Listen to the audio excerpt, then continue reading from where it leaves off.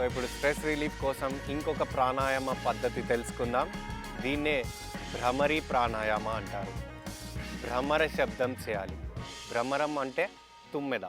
So తుమ్మెద శబ్దం చేస్తే మా శబ్దానికి మన బ్రెయిన్లో వేవ్స్ అనేవి క్రియేట్ అయ్యి స్ట్రెస్ అనేది రిలీఫ్ అవుతుంది. ఎలా చేయాలి చూడండి.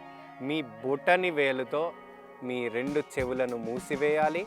మిగతా 4 వేళ్లతో కనులను మూసివేయాలి.